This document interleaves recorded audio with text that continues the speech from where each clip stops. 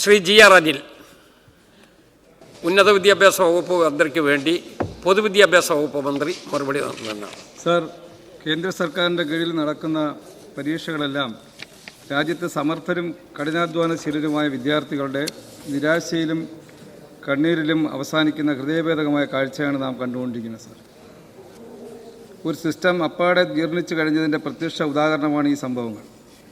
BJP സർക്കാരിൻ്റെ വർഗീയ സ്വകാര്യവൽക്കരണ അജണ്ടകളുടെ ഭാഗമായി നടപ്പിലാക്കിയ പുറം കരാർവൽക്കരണമാണ് ഇതിൻ്റെ മുഖ്യ ഹേതു എന്ന് നമുക്ക് കാണാൻ കഴിയും. 22 ലക്ഷത്തിലധികം വിദ്യാർത്ഥികൾ എഴുതിയ നീറ്റ് ചോദ്യപേപ്പർ ചോർച്ചയെ തുടർന്ന് പരീക്ഷ റദ്ദാക്കേണ്ടി വന്നു.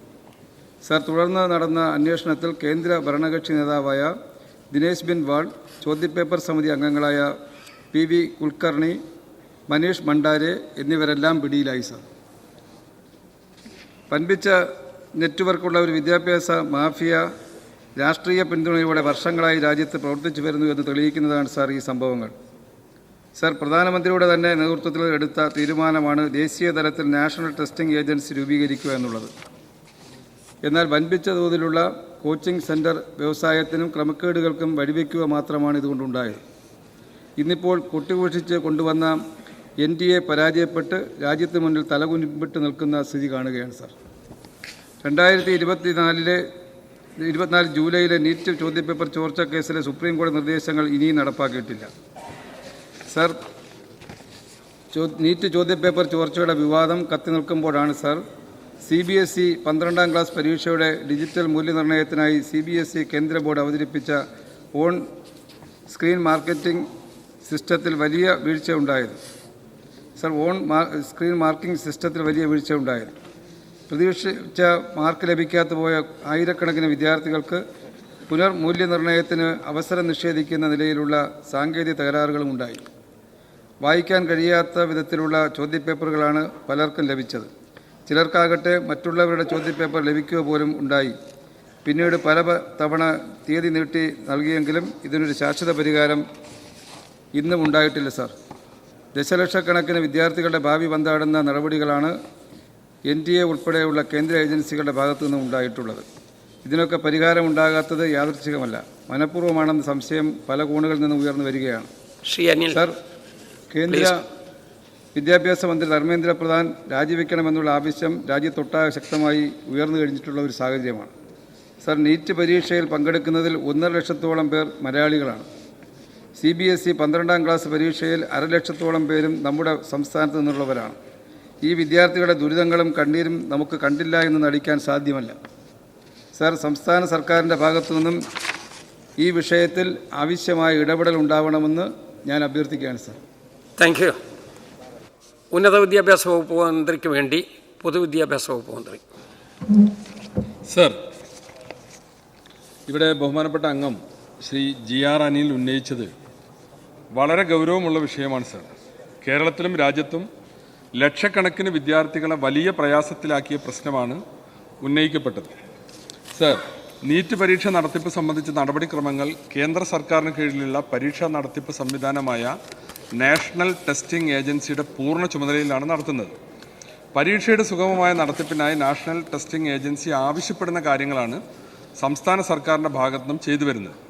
നാഷണൽ ലെവൽ പരീക്ഷകളുടെ സുഗമമായ നടത്തിപ്പിനും കേന്ദ്ര ഏജൻസികളുമായുള്ള ഏകോപനത്തിനുമായി 29/3/2025 തീയതിയിലെ സാധാരണ ഉത്തരവ് പ്രകാരം 419/2025 ഒരു സ്റ്റേറ്റ് ലെവൽ കോർഡിനേഷൻ കമ്മിറ്റി രൂപീകരിച്ചിട്ടുണ്ട്. പ്രസ്തുത കമ്മിറ്റിയിൽ ശ്രീ സുധീർ KS, അതുപോലെ തന്നെ Shri Manoj Abraham IPS, Shri Mohit Bharadwaj assistant director NTA, doctor Suchitra Pyarelal, അതുപോലെ തന്നെ ഡോക്ടർ അരുൺ S നായർ എന്നിവരാണ് അംഗങ്ങളായിട്ടുള്ളത്.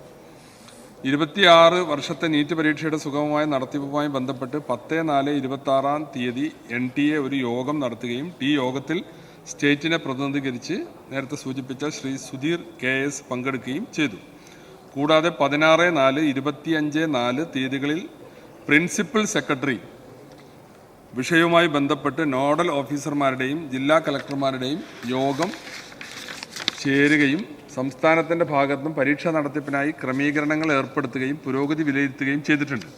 സർ, നീറ്റ് പരീക്ഷ നടത്തുന്നത് സംബന്ധിച്ച പൂർണ്ണ ചുമതല കേന്ദ്ര സർക്കാരിൻ്റെ അധീനതയിലുള്ള നാഷണൽ ടെസ്റ്റിംഗ് ഏജൻസിക്ക് ആയതിനാൽ തന്നെ പ്രസ്തുത പരീക്ഷ സംബന്ധിച്ച ക്രമക്കേടുകൾ സംബന്ധിച്ച് കേരള സർക്കാരിന് നടപടികളൊന്നും സ്വീകരിക്കാൻ നിർവാഹമില്ല എന്ന വിവരം ശ്രദ്ധയിൽപ്പെടുത്തുന്നു.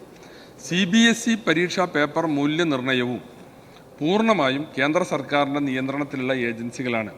ആയതിനാൽ തന്നെ വിഷയത്തിലും സംസ്ഥാന സർക്കാരിന് നടപടികൾ സ്വീകരിക്കാൻ കഴിയുകയില്ല എന്ന വിവരം ശ്രദ്ധയിൽപ്പെടുത്തുന്നു. എന്നാൽ സർ, ഈ വിഷയത്തിൽ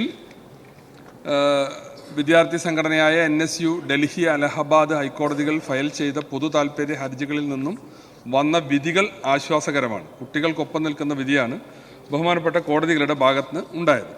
സർ, വിദ്യാർത്ഥികൾക്ക് ഓൺലൈൻ വിൻഡോ പ്രശ്നങ്ങൾ പരിഹരിക്കാൻ 1 മാസം അധിക സമയം നൽകുവാനും അവരുടെ മാർക്കുകൾ വേഗത്തിൽ നൽകുവാനും ഈ പറഞ്ഞ കോടതി ഉത്തരവുകൾ ഉണ്ടാവുകയുണ്ടായി.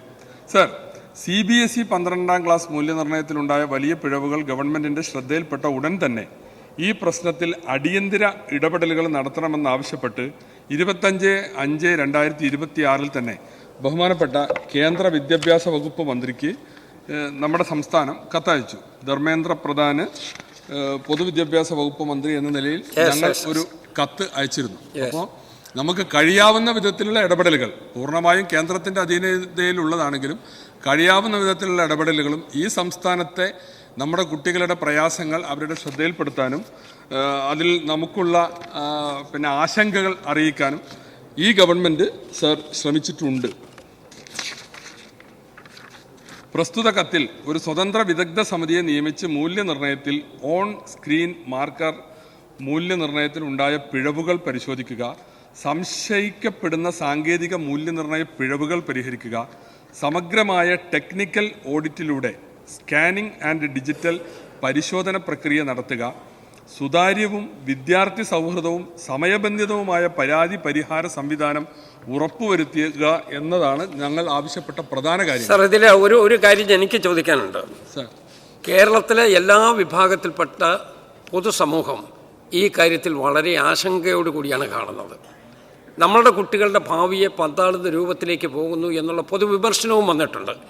ഈ കാര്യം ബന്ധപ്പെട്ട ആളുകളെ കേന്ദ്രത്തിൽ അറിയിക്കുന്നതിന് വേണ്ടി സംസ്ഥാന ഗവൺമെൻറ് എല്ലാ ശ്രദ്ധയും വെക്കില്ലേ? അല്ല, അതാണ് ഞാൻ പറഞ്ഞത്.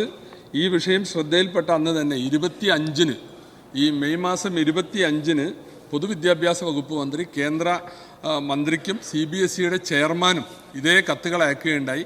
ആ കത്തിൽ പരിഹരിക്കപ്പെടേണ്ട പ്രശ്നങ്ങളും ഞങ്ങൾ ചൂണ്ടിക്കാണിച്ചിരുന്നു എന്നുള്ളതാണ്. ഈ സഭയുടെ ആശങ്ക കൂടി നമ്മൾ അവരെ അറിയിക്കുകയാണ്.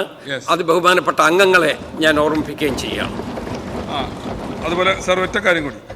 കേന്ദ്ര ഗവൺമെൻറ് ഇവിടെ ലക്ഷക്കണക്കിന് കുട്ടികളെ ബാധിക്കുന്ന വിഷയത്തിൽ വളരെ അലസമായിട്ടാണ് പെരുമാറിയത്. ഇവിടെ കോളിംഗ് അറ്റൻഷനിൽ ചൂണ്ടിക്കാണിച്ചതുപോലെ ഇതിൽ മാഫിയകളുമായി ബന്ധപ്പെട്ട പ്രശ്നങ്ങൾ ഉന്നയിക്കപ്പെടുന്നു. വിദ്യാഭ്യാസ രംഗത്ത് വളരെ അനഭിലഷണീയമായ പ്രവണതകളാണ് ഇത്തരം സംഗതികളിൽ വളർന്നു വരുന്നത്. കേന്ദ്ര ഗവൺമെൻറ്റിൻ്റെ ഭാഗത്തുനിന്നും CBSEയുടെ ഭാഗത്തുനിന്നും വളരെ വലിയ തെറ്റ് ഈ കാര്യത്തിൽ സംഭവിച്ചിട്ടുണ്ട്. സർ, ഇപ്പോൾ വളരെ വൈകിയാണ്, ഇന്നലെയാണ് CBSEയുടെ ചെയർമാനെയും സെക്രട്ടറിയെയും കേന്ദ്ര ഗവൺമെൻറ് മാറ്റുന്നത്. വലിയ കേന്ദ്രമന്ത്രി. അപ്പോൾ അതെ, മന്ത്രിയെ രക്ഷിക്കാൻ വേണ്ടി